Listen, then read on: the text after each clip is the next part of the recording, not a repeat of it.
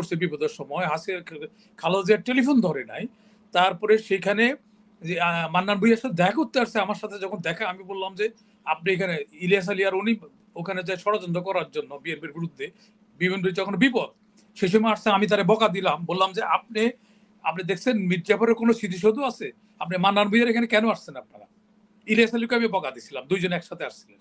তো তখন ইলিয়াস আলী হয়তো জানতে আসছে জানি না, কিন্তু পরবর্তীকালে ইলিয়াস আলী প্রমাণ করছে যে সে বেইমানি করে নাই দেখে তাকে মানে গুম খুম করছে। এবং এই আবার তার সাথে একসাথে যখন করছে গুম করছে সালাউদ্দিনকে জামাই আদর করে থেকে, তারপরে ওখান থেকে সে আবার এখানে আইসা তাদের পরামর্শ ক্রমে সে এখন মুখপাত্র হয়ে গেছে। তো এই ধরনের বিএনপির কাছে আমরা এটা আশা করি না। এবং আমার কাছে দুই একজন এমপি, আমি নাম বলতে পারি কিন্তু এখন নাম বলছি না, আমার কাছে আসছে যে আপনি তো যেহেতু মুক্তিযোদ্ধা এবং আপনার সবার পার্টির কাছে গ্রহণযোগ্য আছে, আপনি আমাকে আওয়ামী লীগে ঢুকাই দেন। বিএনপির এমপি যিনি নমিনেশন পাইছে, এখন মির্জাফরি তো করছেই, বেইমানি করছে। তারপরে এখানে থাকার পরে অনেক তারেক সাহেব এখনো ফেসবুকে পাওয়া যাবে, তারেক সাহেব সম্বন্ধে সাদা তুলছে, এরকম কথা বলছে, এটা উনি নিজে শুনছে। তাহলে সেই লোক নমিনেশন পাওয়ার পরে আমরা বিএনপির কাছে কি আশা করব? এটা গেল এক। দুই নম্বর হলো যে আমি প্রথমে যদি চাঁদা নেয় তো সেটা কি উনি বলতে পারবে না দলের নেতা হিসেবে? না, তার সাথে চাঁদা নেওয়া লাগবে না। তো তার সাথে 300 লোকের যদি এমপি ইনশিওর করে যে যাকে যা টাকা চাবে তাই দিয়ে দিবে, এটার জন্য আর ওই যে দুষ্কৃতিকারী অথবা ক্লিন ইমেজের কোনো ব্যবসায়ী যদি বলতে পারে, উনি প্রকাশ্যে বলতে পারে আমি এদেরকে নিছিলাম এই জন্য আমার পার্টির ফান্ডের জন্য, আর পার্টির ফান্ড লাগে 300 লোকের দিলে কত টাকা লাগে পার্টির চালাইতে?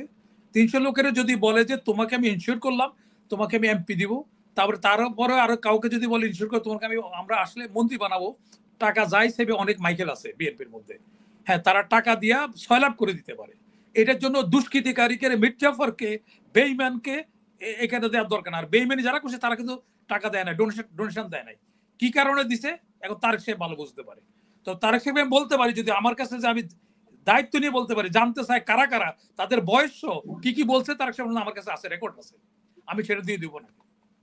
তো এখন ব্যাপার হচ্ছে বিএনপি এই সময়, বিএনপি আগে অনেক ভুল করছে, ভুল করে বহুদিন ক্ষমতার থেকে বাইরে আছে, বিএনপি এখনো ভুল করতে যাচ্ছে।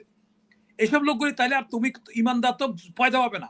যদি বেইমানিকে নার্সিং করো, তুমি ইমানদারকে যদি নার্সিং না করো, তাহলে সেখানে বেইমানি পয়দা হবে, ইমানদার পয়দা হবে না।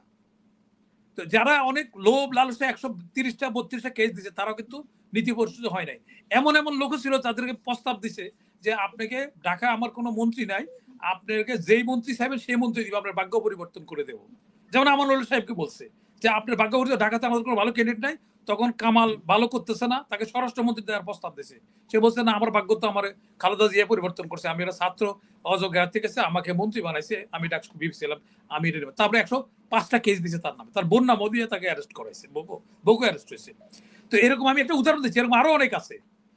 দুলুরা কি যেন আপনার দুদু, জয়নুল আবদিন, তারপরে রিপন, এই যে এরকম অনেক লোক আছে, তারা অনেক কোন রকম প্রস্তাবে তারা করে নাই।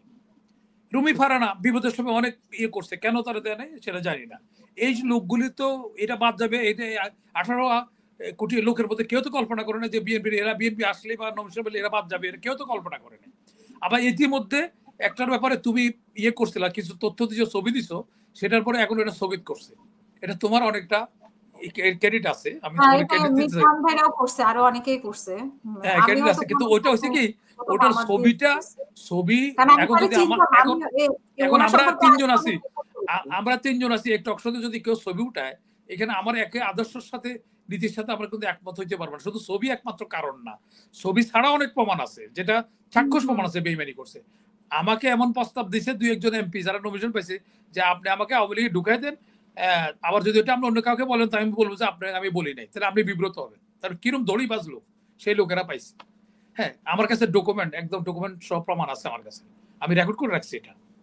তো সুতরাং এইটা যদি তারেক সাহেব চাই আমি দিয়ে দেব। কোনো শিক্ষা নিল না, মানে শিক্ষা নিবে না, তো শিক্ষা নিবে না, এবং শিক্ষা নিবে না যার পরিপ্রেক্ষিতে বিএনপির সামনে ক্ষমতা আসা খুব দুঃস্বপ্ন হয়ে যাবে তাদের। আমি এটা অ্যাডভান্স দায়িত্ব এর আগে বলছিলাম, আমি এই চ্যানেলে বলছি, অন্য জায়গায় বলছি যে এরা ইলেকশন করতে পারবে না, এই সরকার সাকসেস হবে না।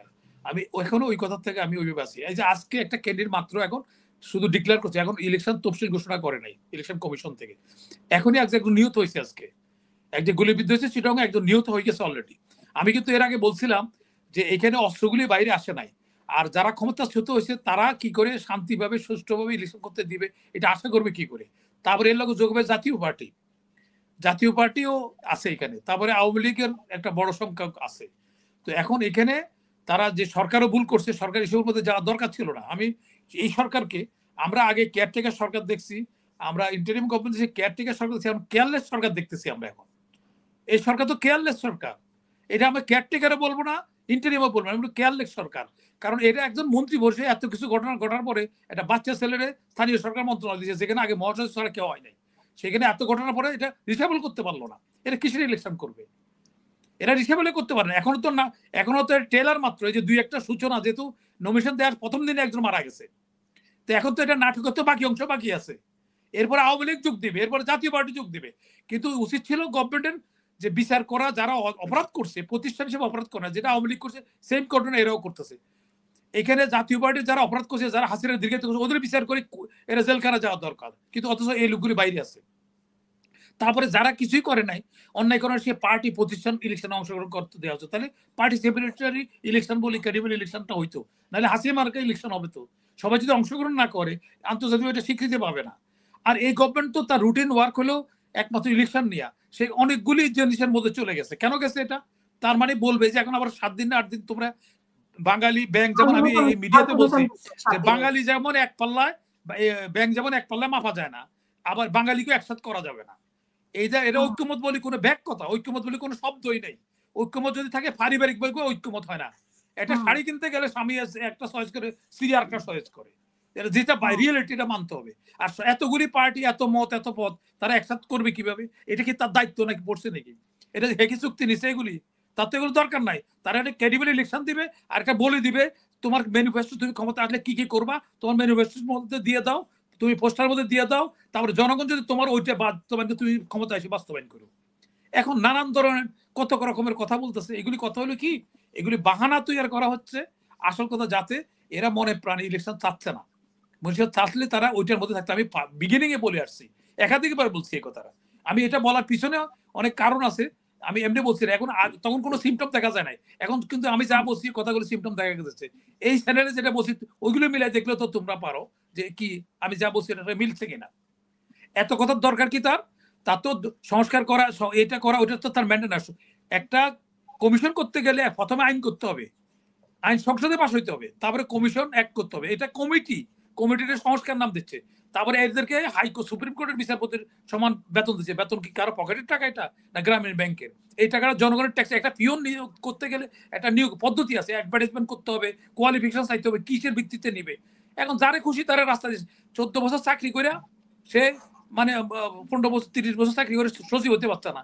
একটা মিটিং কন্ডাক্ট করা হচ্ছে সিনিয়র সচিব, রাস্তার থেকে একদম সিনিয়র সচিব বানাই দিচ্ছে। এটা কি লিমিটেড কোম্পানি? এগুলি একটা, আমি আগে বলছি এখনো বলছি, এগুলি সম্পূর্ণ অবৈধ হবে। কারণ ওনার এখতিয়ারে না এটা। উনি কমিশন করার কোনো ক্ষমতা নেই। কমিশন করতে গেলে যেমন দুদক কমিশন, ইলেকশন কমিশন, এগুলি করার আগে আইন করতে হয়েছে।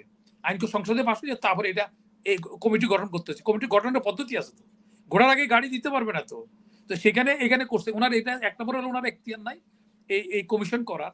এটা একটা কমিটি, ক্যাবিনেট সচিব কর্তৃক কমিটি করা হয়েছে। কমিটি আর কমিশনের মধ্যে কমিটি করতে পারে উনি, কিন্তু উনি কমিশন নাম দিচ্ছে। যেটা আইনগতভাবে ওনার ক্ষমতা অনেক কোনো ইয়েও নাই। তার কমিশন চলবে কিভাবে? তার তো রুলস তৈরি করতে হবে, আগে ফ্রেম তৈরি করতে হবে, তারপরে সেইভাবে সে অগ্রসর হবে। তো যাই হোক, এটা করছে, এগুলি সবগুলি অবৈধ হবে যদি পরবর্তী সংসদে এটা অনুমোদন না দেয়। সবগুলি অবৈধ হবে, বেতন ফেরত দিতে হবে। আমি তীব্রভাবে বলছি, এখনো বলছি যে যারা আলী রিয়াজের মতো যারা নিছে, আমরা যদি বাইসে থাকি, এরা এই 3 জনের 4 জনের সাক্ষী থাকো, এদের টাকা রাষ্ট্রের ফেরত দিতে হবে, রাষ্ট্রের টাকা।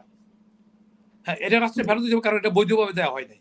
তো এখন ঘটনা হয়েছে যে এখন ইলেকশন করবে, ইলেকশনের মধ্যে বসে এরা ওদের ঐক্যমত করো, এই করো, সেই করো, এগুলো দরকার নাই। তো উনি সুষ্ঠুভাবে ইলেকশন করবে। প্রথমত ওনার উচিত ছিল। আচ্ছা, তারপরে আরেকটা ঘটনা বলি, যে রাতের ভোট দিনে করছে, যেটা একটা নৈতিক ইয়ে নাই, তার অবস্থান নাই। যে কর্মকর্তাদেরকে একটা লোকের ইলেকশন কমিশন কোনো সাসপেন্ড করে নাই। তার একটা লোক তো বলবে যে আমি ইলেকশন করবো না, আমি এরকম করবো কেন? আমি জনগণের ট্যাক্সের টাকা বেতন করি, আমি এটা অন্যায় কাজ। রাতের ভোট, দিনের ভোট রাতে আমি সিল মারবো না। একটা লোকে কি ইলেকশন কমিশনের মধ্যে বলার মতো আমরা একটা লোক দেখাতে পারি উদাহরণ হিসাবে?